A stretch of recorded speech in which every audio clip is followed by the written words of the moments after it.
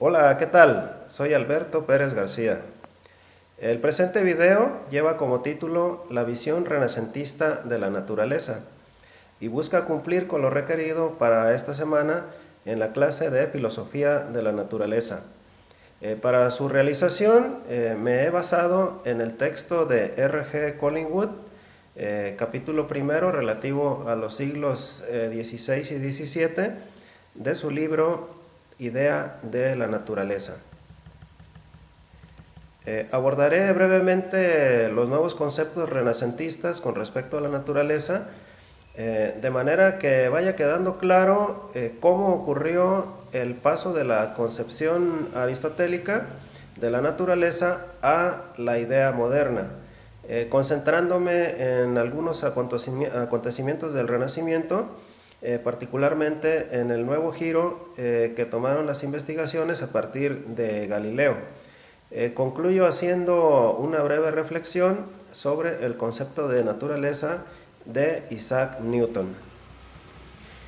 Si bien Aristóteles, al estudiar metafísicamente al ser, concluyó que existen varias causas para que una cosa sea lo que es, entre algunas de estas causas, la causa material, la causa eficiente y la causa final, fue esta última, la causa final, la que estimó de mayor importancia, debido a que fue considerada universal y necesaria, en tanto que las otras causas fueron consideradas como contingentes y por tanto de menor valor al momento de explicar el ser. Ahora bien, cuando explicamos el ser de algo desde la perspectiva de su causa final, esto nos obliga a hacernos dos preguntas: el para qué del ser y el por qué del ser. Aristóteles hace sus reflexiones entendiendo que el ser tiene un propósito, el cual a su vez tiene dos maneras de estudiarlo. Como algo que posee una naturaleza específica que lo determina a ser como es, o sea, que tiende a ser de tal o cual manera. Por otro lado, como algo cuyo ser responde a una intención, a un diseño o a un plan general. Todo esto llevó a Aristóteles a entender la naturaleza como un todo orgánico, en el cual subyace un propósito divino de un creador con la inteligencia suficiente para planearlo todo, cambiarlo todo conforme a un plan y moverlo todo. Con esto también entendió que el creador mismo, para ser infalible, tendría él mismo que ser eterno, universal, inmutable e inmóvil. Esto es, un motor inmóvil y permanente, ya que de no ser así, sería de la misma naturaleza de su creación y esto llevaría a una obvia contradicción. Esta idea aristotélica fue adoptada casi en su totalidad durante la Edad Media, con la adición por parte de los teólogos medievales de que la identidad del creador augurado por Aristóteles no podía ser otro que el mismo Dios, o sea, el Dios cristiano, que para propósitos prácticos era el mismo Dios que el Dios de los musulmanes y el Dios de los judíos. Como es evidente, seguir por este camino implica que la naturaleza debe ser explicada a partir de Dios y sus manifestaciones divinas, lo cual es terreno idóneo para la teología, pero no para la ciencia, que, por cierto, no existía como tal en ese entonces. Una vez establecido el concepto de naturaleza aristotélico, paso a explicar cómo el concepto moderno de naturaleza significa además una oposición a la idea aristotélica y por ende a la idea medieval. Igualmente explico cómo esta nueva postura dio paso a la ciencia como la conocemos en la actualidad. Ya a mediados del siglo XVI, Bernardino Telesio entendió que la naturaleza podría ser mejor explicada a partir de su actividad intrínseca. Esta postura no es tan inocente como parece, puesto que implica apartarse de otras consideraciones y concentrarse más bien en la evidencia empírica de las cosas concretas del mundo, esto es, en lo que por entonces se entendía como naturata, como el complejo de cambios y procesos naturales en el mundo físico. La otra parte, conocida como natura naturans, se entendía como la fuerza inmanente que anima y dirige dichos cambios y procesos. Nótese aquí que estamos hablando de una explicación de naturaleza que implica dos aproximaciones diferentes. La segunda, la natura naturans, era la favorecida hasta entonces por los teólogos medievales. La primera, la natura naturata, comenzaba a ser favorecida por filósofos menos fieles al aspecto divino o religioso, por decirlo de alguna manera. El concepto de naturaleza, que parte de la actividad intrínseca del mundo, esto es, los fenómenos físicos y químicos medibles, implica, por un lado, restarle importancia al mérito o la capacidad interventora de Dios como creador y controlador del mundo. Y por otro lado, implica que la razón de ser de las cosas es posible encontrarla en ellas mismas. Esta postura es más parecida a la asumida por Platón, quien a su vez se basó en las ideas de Pitágoras en cuanto a que el cambio y el movimiento es esencia de la estructura de las cosas mismas. Cabe aclarar aquí, de manera muy oportuna, que el hecho de decir que la naturaleza, entendida como los cambios y procesos ocurridos en el mundo real, esto es, vigentes en tiempo y espacio, no excluye necesariamente que también pueda haber otras explicaciones metafísicas, conjuntas.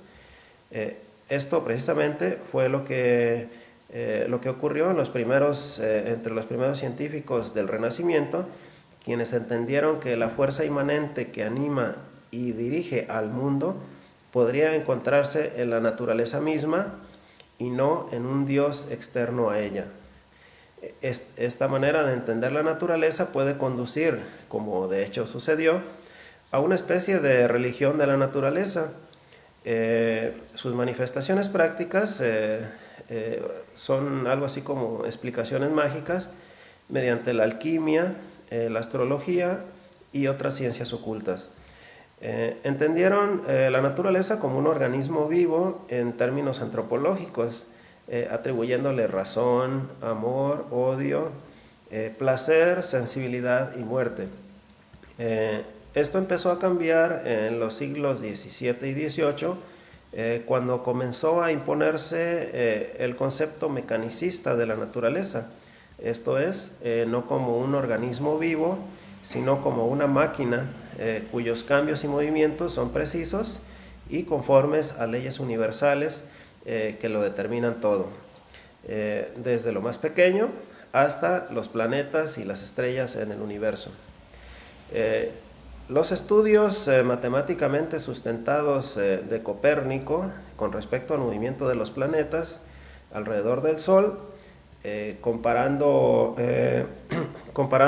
digamos, mediciones astronómicas hechas durante los 700 años anteriores a Copérnico por los árabes, permitieron refutar lo que hasta entonces había aceptado la Iglesia y la teología, en tanto que era la Tierra el centro del universo y que el Sol, la Luna y otros planetas y estrellas giraban alrededor de la Tierra. Esta evidencia fue retomada por Galileo, quien, siguiendo procedimientos matemáticos rigurosos, demostró que otros fenómenos físicos del mundo también tienen su sustento matemático perfectamente medible. A partir de aquí, la ciencia tuvo un piso firme sobre el cual crecer, basada en evidencias empíricas medibles y corroboradas. El siguiente paso ahora era descubrir esas leyes naturales ocultas y a simple vista, pero que sin duda, de ser descubiertas, darían cuenta del porqué de los fenómenos naturales, tanto en la Tierra como en el cielo. Esencialmente, se trataba ahora de explicar la naturaleza en términos cuantitativos y ya no en términos cualitativos. tal como lo propuso inicialmente Pitágoras 2000 años antes. Sin embargo, y aquí es donde traigo a cuenta el caso de Isaac Newton, el concepto empírico, científico, cuantitativo de naturaleza no estuvo exento de tonalidades curiosas, donde la ciencia matemática moderna y el concepto mágico de ciencia de antaño convivieron lado a lado, si bien ya no a la luz pública.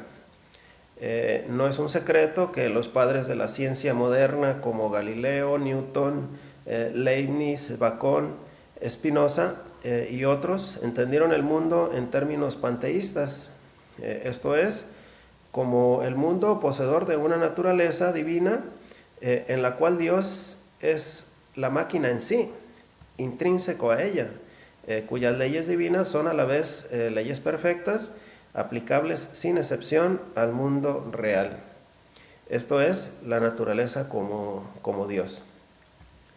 En el caso particular de Newton, con todo y su celebrada fórmula matemática de la gravitación universal, mediante la cual redujo a una ecuación la manera como actúa la fuerza de gravedad tanto en la Tierra como en el cielo, así como sus no tan celebrados descubrimientos en el terreno de la óptica, ahora se sabe que también fue un aguerrido alquimista.